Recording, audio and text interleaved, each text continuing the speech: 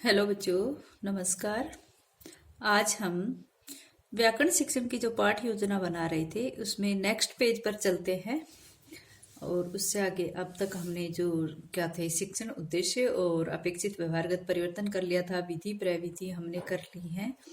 इसके बाद हमने जो प्रस्तावना क्वेश्चन पूछ लिए हैं और उस प्रस्तावना प्रश्न के बाद हम यहाँ पर पूछेंगे उद्देश्य कथन।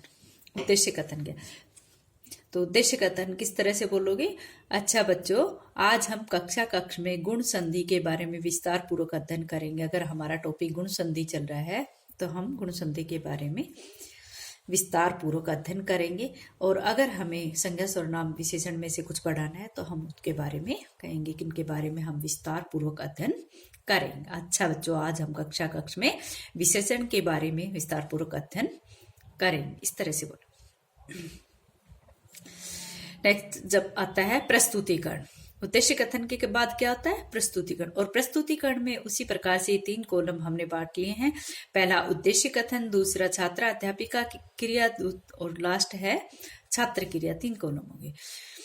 उद्देश्य कथन, छात्र अध्यापिका क्रिया और छात्र क्रिया दोनों तो इक्वल रहेंगे और ये बीच वाला इनसे बड़ा रहेगा क्योंकि इसमें सारी डिटेल्स लिखनी पड़ती है हमें।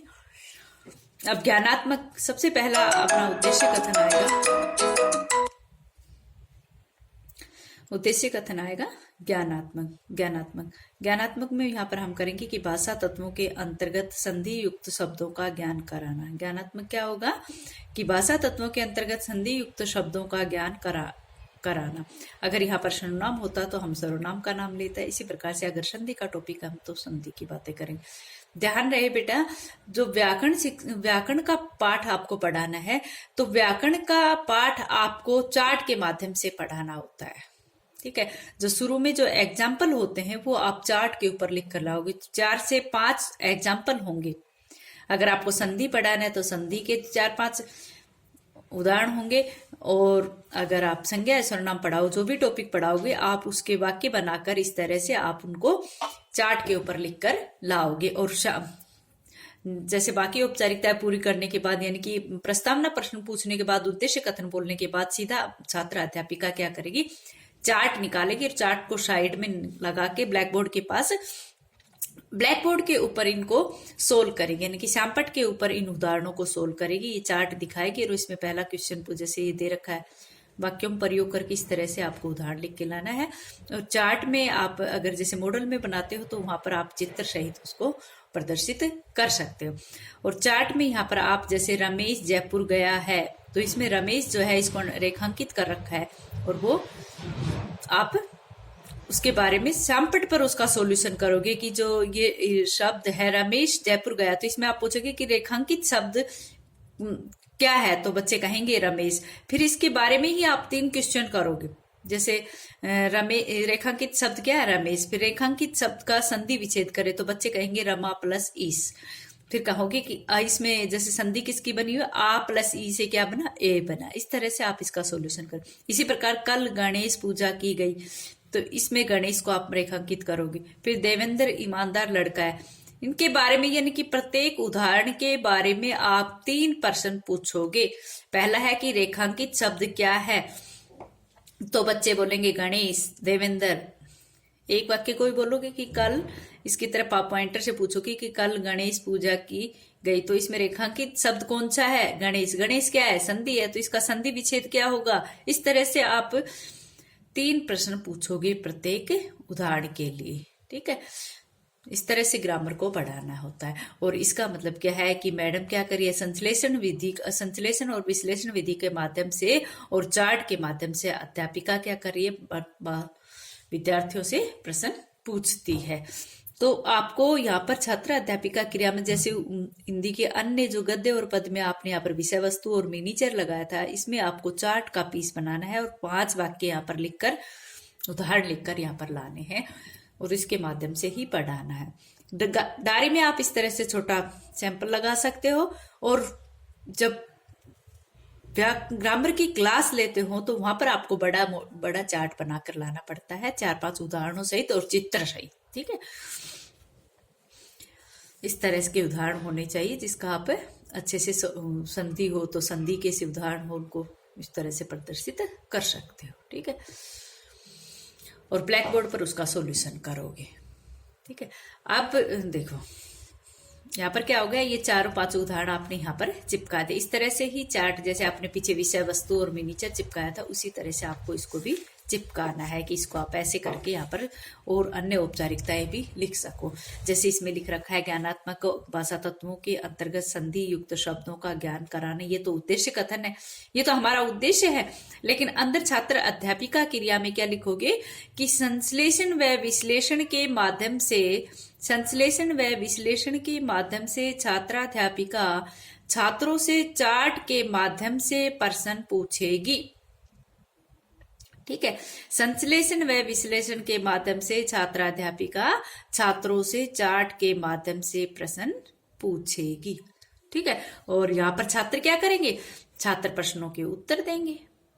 इनके बिल्कुल इसके सामने क्या आएगा, छात्र प्रश्नों के उत्तर देंगे। जैसे प्रश्न पूछा, प्रथम प्रश्न मैडम ने पूछा कि रेखांकित शब्द क्या है। उन्होंने यहाँ पर संकेत किया पॉइंटर से, यानी कि पॉइंटर से संकेत किया कि रमेश जयपुर गया है। रेखांकित शब्द क्या है, तो बच्चे कहेंगे रमेश, ये आंसर आ गया रमेश।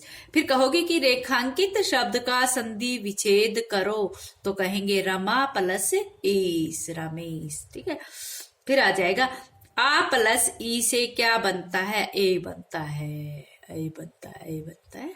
ठीक है, तो इसी प्रकार से नेक्स्ट उदाहरण, कल गणेश पूजा की, हमेशा ग्रामर जो है वो हमेशा उदाहरण से पढ़ाया जाता है, उदाहरण से नियम की तरफ पढ़ाया जाता है। ठीक है, फिर आता है आ प्लस ई क्या बनता है, ए बनता है। फिर अगर एक नेक्स्ट जो उदाहरण है, कल गणेश पूजा की गई, तो उसको रेखांकित शब्द क्या है, गणेश। रेखांकित शब्द का संधि विच्छेद करो, गण प्लस इस, ए प्लस ई, इसमें विद्यार्थी वाली क्रिया में आ जाएगा। ठीक है, फिर ए प्लस ई से मिलकर क्या बनता है, ए बनता है। रेखांकित शब्द क्या है, देवेंद्र। रेखांकित शब्द का संधि विच्छेद करो, देव प्लस इंद्र, ए प्लस ई, ए। इस प्रकार से आप चारों पांचों उदाहरणों को क्या करोगे, यहाँ पर चारों पांचों उदाहरणों, जैसे चौथा एग्जाम्पल यहाँ पर है, लंकेश लंका के राजा थे। लंकेश लंका के राजा थे। रेखांकित शब्द क्या है, तो यहाँ पर रेखांकित शब्द क्या है, लंकेश। रेखांकित शब्द का संधि विच्छेद करो, लंका प्लस इस, आ प्लस ई मिलकर क्या बनता है, बनता है। इस तरह इतनी क्रिया करने के बाद आता है अपना ब्लैक बोर्ड का कार्य। जैसे निर्मीकरण चार्ट, यहाँ पर इसका नाम तो चार्ट है लेकिन हमने श्यामपट्ट कार्य के लिए ये दिया आपको। इसमें सिर्फ आपको एग्जाम्पल के तौर पर यहाँ पर आप जैसे लंकेश है, इसका संधि विच्छेद करने के लिए आप श्यामपट्ट का प्रयोग करोगी।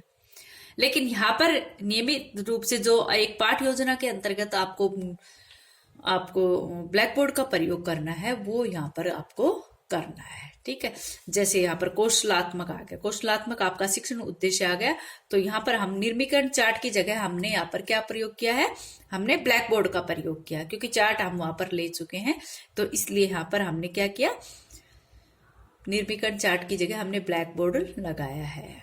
ठीक है, और निर्मीकरण चार्ट में हमने लिखा, निर्मीकरण चार्ट में हम ब्लैक बोर्ड का प्रयोग करें। यहाँ पर सीधे हम ब्लैक बोर्ड में क्या करें, गुण संधि। यदि ए प्लस आ के बाद ई या ई प्लस नहीं आएगा, यहाँ पर यदि ए प्लस आ के बाद ई आए तो ए आ के बाद अगर ये अच्छे से उदाहरण लिखो ताकि स्पष्ट से आ जाए।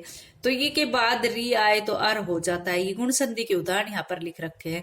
यहाँ पर आप जैसे कोई भी जैसे संज्ञा पढ़ानी है तो आप उसकी परिभाषा लिख सकते हो। जैसे संज्ञा के भेद बढ़ाने हैं तो हम उसके ऊपर उसकी परिभाषा लिखेंगे और 2-3 उसके एग्जाम्पल लिखेंगे श्यामपट्ट के प्रयोग। ग्रामर में, व्याकरण में जब आप श्यामपट्ट का प्रयोग करोगे तो क्या करोगे, जो टॉपिक पढ़ा रहे हो उसकी परिभाषा और उसके 2-3 उदाहरण। जैसे जातिवाचक संज्ञा आ जाए तो जातिवाचक संज्ञा की पहले आप परिभाषा लिखोगे श्यामपट्ट पर और बाद में उसके 2-3 उदाहरण भी लिखोगे। ठीक है, और छात्र क्या करेंगे, यहाँ पर इनके जैसे उदाहरण दे रहे उसमें छात्र परिभाषा अपनी उत्तर पुस्तिका में लिखेंगे। परिभाषा और उसके जो उदाहरण दिए है वो अपनी उत्तर पुस्तिका में लिखेंगे। छात्र क्रिया में आपको ये करना है।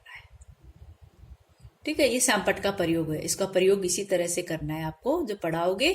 इसमें तो आप ये इस तरह से छोटा चार्ट बनाकर परिभाषा और उदाहरण लिख दोगे, और लेकिन सैमपट का वास्तविक प्रयोग वहां पर कब करोगे, जब आप परिभाषा लिखोगे और उदाहरण देकर उनका सॉल्यूशन साथ में कर रहे हो और बच्चों को लिखने के लिए भी कहोगे। तो बच्चे यहाँ पर क्या कर रहे हैं, उसको नोट कर रहे हैं।